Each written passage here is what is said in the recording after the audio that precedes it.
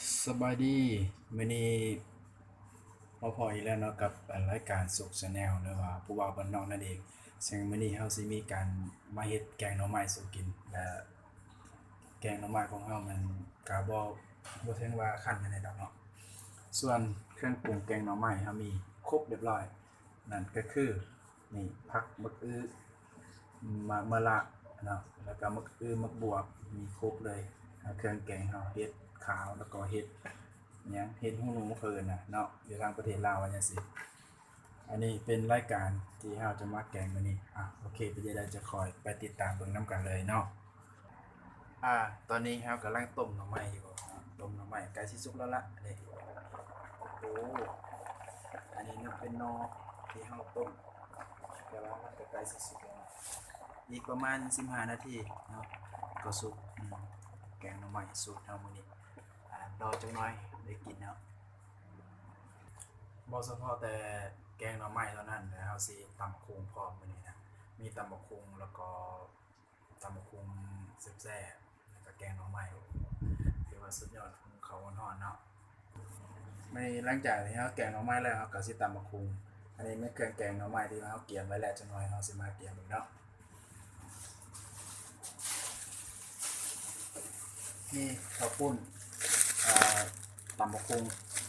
แล้วก็มีข้าวปุ้นนำแต่มื้อนี้เฮาแกงหน่อไม้เฮาสิใส่3ชั้นแล้วสิเฮ็ดให้รสชาติมันแซ่บขึ้นเติมเนาะ เครื่องอุปกรณ์ที่เรากาเกียมมาคือผักบัวที่เราจะมียอดผักมันบาละกินกับแกงหน่อไม้จะรสชาติขมหวานๆเนาะแล้วก็อย่าลืมผักหน่อภาษาไทยเรียกว่าใบบัวบกกินแล้วดีต่อสุขภาพนั่นสุขบัวบ้านนอกเป็นคนสรรหามาเองเลยเนาะเอาจะน้อยติดตามเบิ่งนำกันไปหามาหุงข้าวไว้ก่อนเนาะหุงข้าว เป็นแกงหน่อไม้สำนีพอแล้วก็เดียวสีเลยนี่หน่อไม้ที่เราจะมาแกงเนาะเราก็มาล่างเรียบร้อยล่างหอน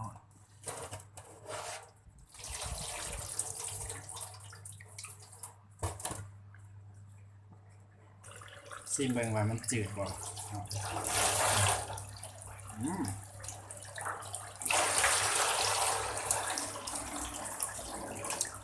คือเรียบร้อยอันนี้เม่นน้ำสมุนไพรนะน้ำยานางเอาสิมากอยน้ำยานางเขียวเพื่อมาแกงหน่อไม้เนาะอันนี้เขาจะปนกับข้าวเบื่อตำข้าวเบื่อข้าวเหนียวมาใส่เนาะเดี๋ยวเอาแกงหน่อไม้ไปทานแล้วเรากันมาเฮ็ดตำบักหุ่งเนาะตอนนี้นะไปเลยบัดนี้เนาะก่อนเฮาสิไปเฮ็ดเป็นหม้อเฮาก็สิมาตรงคั่วสิ้นหมูก่อนเนาะคั่วสิ้นหมูเพราะว่าเฮาสิมาใส่เนื้อหมูมาให้มันมีรสชาติตื่นเนาะแต่ตอนนี้เฮาก็มาคั่วหมูซะก่อนหน่อยหนึงเนาะก่อนที่ว่าจะไปแกงหน่อไม้เนาะเฮาจะคั่วเนื้อหมูให้มันสุกก่อนเนาะมันก็จะรสชาติมันจะเป็นยังไงคั่วให้มันมีรสชาติกลมกล่อมโอเคเมื่อเวลาเฮาได้แล้วเฮาก็อ่อนไว้ซะก่อนเราสิมาเอาน้ำยานางใส่เนาะน้ำสมุนไพรใส่ก่อนใส่ไปเอาใส่ลงไป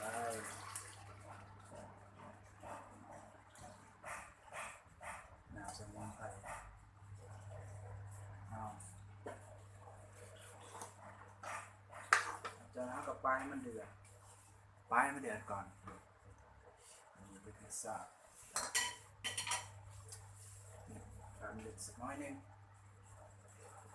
เอาขั้นต่อไปเราเอาน้ำมันมา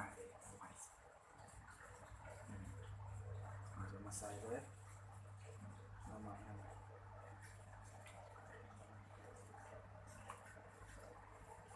เขาใส่แกงแบบนี้เลยน้ำมันเนาะมันจะแซ่บเขาบ่ต้องจัก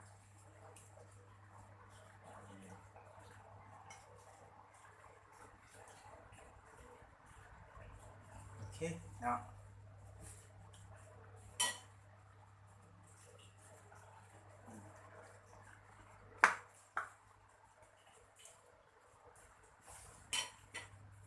แล้วเอาฝามางำไว้เนาะรอถ่าประมาณอีก10 นาทีเนาะการแกงหน่อไม้สิ่งที่ขาดบ่ได้คือปลาแดกเนาะนี่ปลาแดกเดี๋ยวจะน้อยเฮาให้น้ำมันฟดก่อนเราจึงค่อยจะใส่เนาะแต่ก่อนเฮาสิไปเฮาสิมาเฮ็ดตำบักหุ่งก่อนเนาะลงมาปอกบักหุ่งก่อนจักหน่อยหนึงบักหุ่งเลยงามเลยบักหุ่งมันโดดแล้ว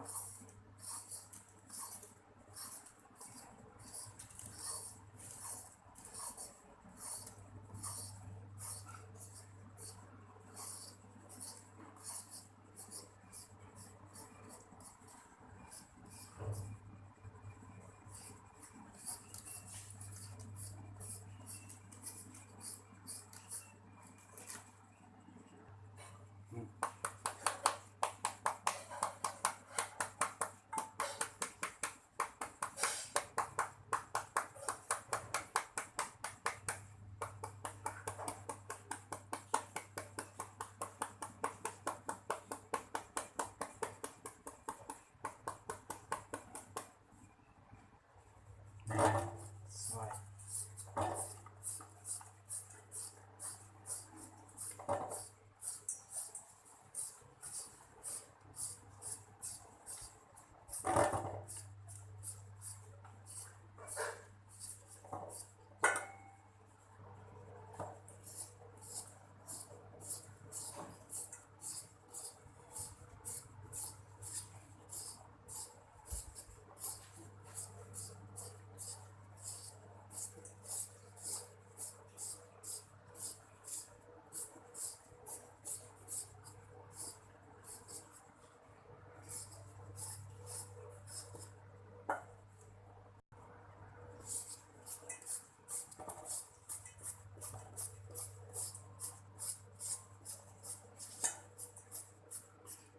เอาละ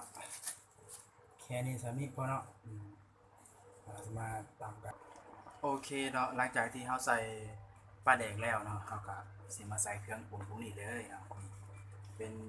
บ่ว่าจะเฮ็ดเนาะอย่าลืมอันนี้ใส่เต็มเลยเนาะเพื่อจะได้ให้มันสุกลงไปเด็ดลงไป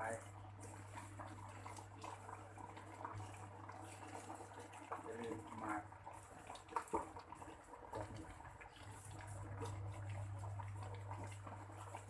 มันสุกง่ายเนาะแซมมันสิสุกใส่ให้มันหลายๆให้ทุกคนก่อน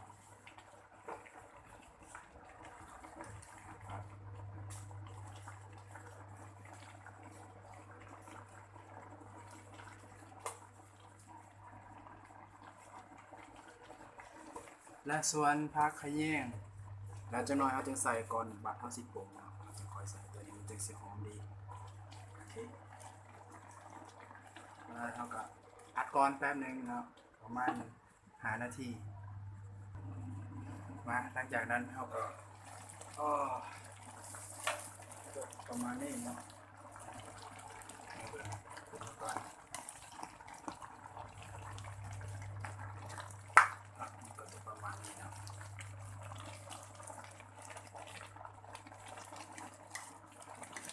แกงนอ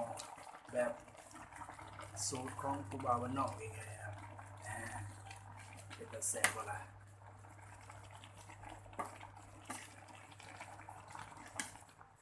เราจะเน้นสมุนไพรอย่างเดียวเนาะจะบ่ได้เน้นอย่างอื่นในนี้มีแต่สมุนไพรส่วนหลายเนาะพวกธาตุเหล็กต่างๆมีครบเลยมาบัดนี้เฮาสิมาใส่แป้งนัวต่อเนาะมาปรุงรสก่อนนี่นะ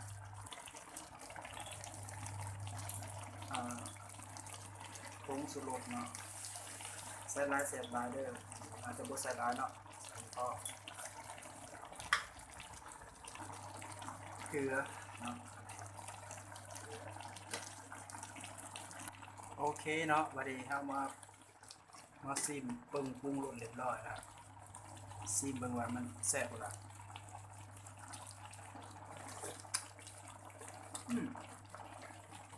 โอเคใส่ได้ซ้ำนี่นะบ้านนี้เฮาก็สิมาใส่ผักอันนี้ไปเอาสับท้ายตอนท้ายปัดประมาณ5 นาทีสักน้อยหนึ่งครับเฮาก็ถือว่าเรียบร้อยเลยเนาะอันนี้นะเอาเป็นว่าแกงหน่อไม้เฮาหยุดกระสันนี้ก่อนเนาะบ้านนี้เฮาสิมาตำบักหุ่งต่อนะตำบักหุ่งมะเขือเทศเฮา2 หน่วยอุปกรณ์ในการตำมีมะเขือปกติ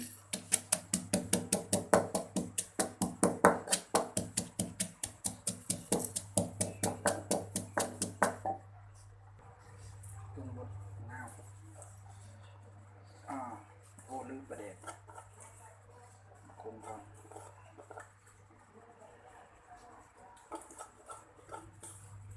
ว่าตำบักหุ่งเฮาขาดสิ่งหนึ่งนี่ใส่ขึ้นไปผักหอมเปรย์อันนี้ขาดบ่ได้เลยทุกครั้งที่ตำบักหุ่งต้องมีอันนี้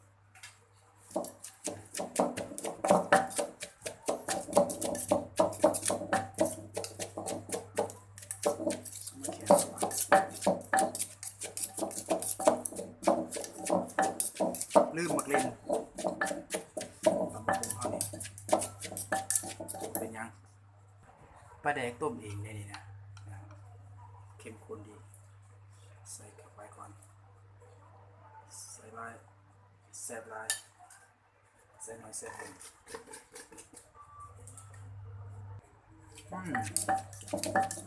โอ้สุดยอดเลยโอเค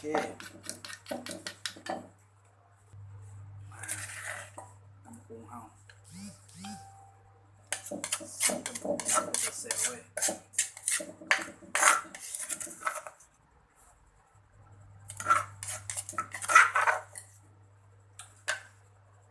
อันนี้จะเป็นสีตำบักหุ่งเนาะจะมีข้าวปุ้นน้ำแดง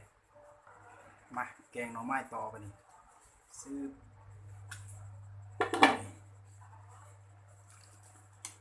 รสชาติจะเป็นยังไงมันสิเป็นตาแสบหมดละ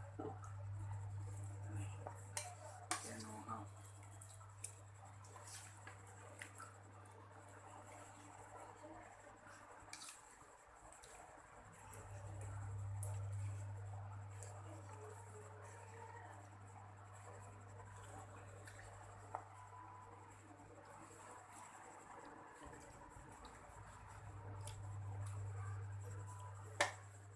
โอ้ยพี่น้องเลย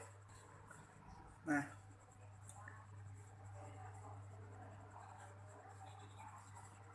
มีข้าวเหนียวแซ่บเลยมานี่เนาะอาหารวันนี้แกงหน่อไม้สูตรผู้บ่าวบ้านนอกเองก็ประมาณนี้เนาะมาพี่น้องวันนี้กินข้าวน้ำกันลองซีนทำเป็นยังไง แกงหน่อไม้ใส่หมู3 สั่น2 ซีนมาก่อน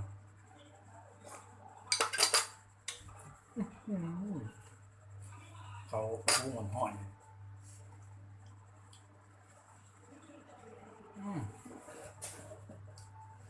แซ่บธรรมดา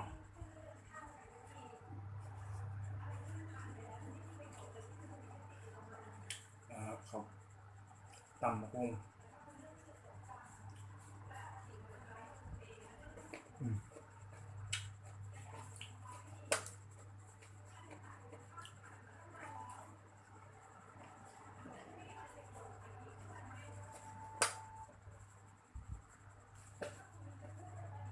หน่อไม้ต้มนี่ก็ตำมะกุ้งแซ่บ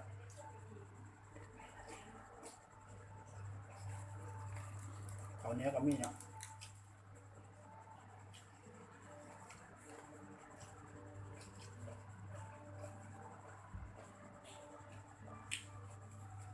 ข้าวปุ้น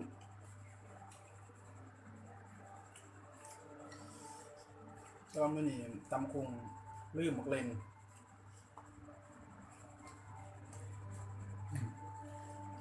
ผักก็มีด้วยสมุนไพร อันข้างนอก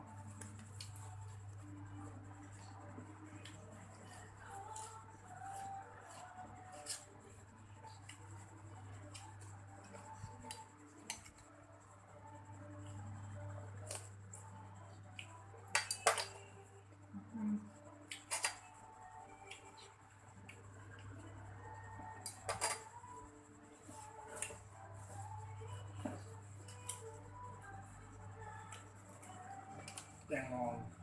ตำกุ้งกับกับในไหนกันแซ่บ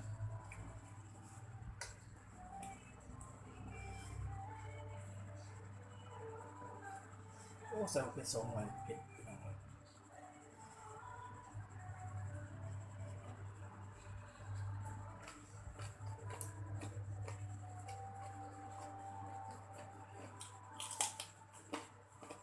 มาละ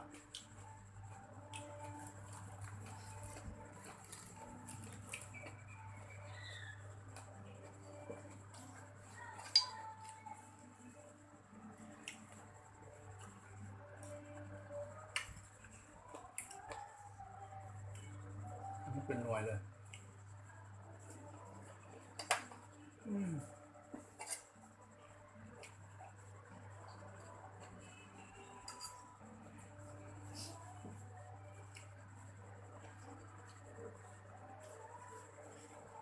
ทั้งเผ็ดทั้งแซ่บ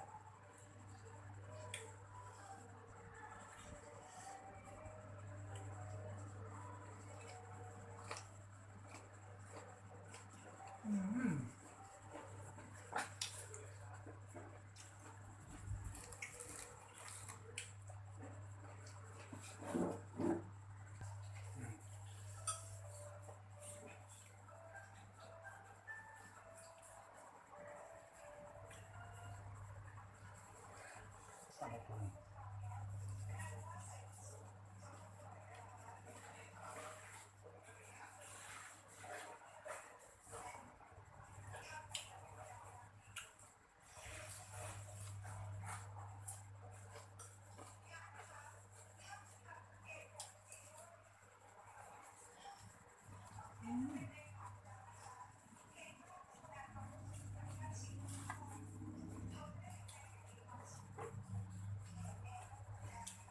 มาละแซ่บ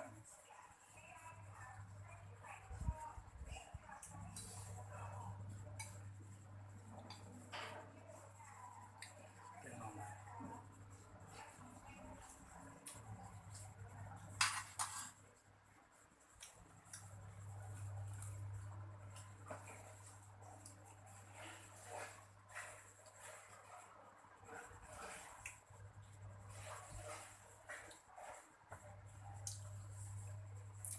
พอดีมันยอด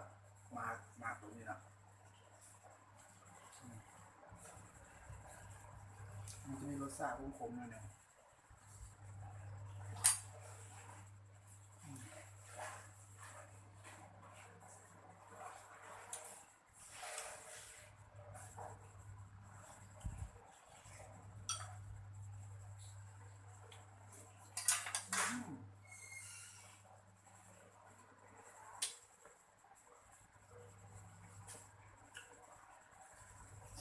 แซ่บแห้ง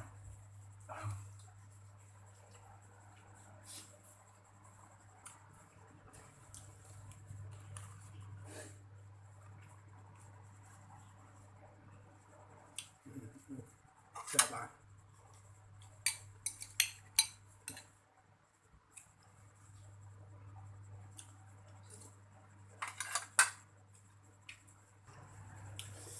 เอาละพี่น้องมื้อนี้สำหรับมื้อนี้อ่า สุขุวาบนนอกก็เอาเป็นเรื่องตัวนี้ก่อนเด้อมากกะไลค์สนใจกระแสเนาะในสำหรับคลิปนี้เป็นกำลังใจให้กับอย่าลืม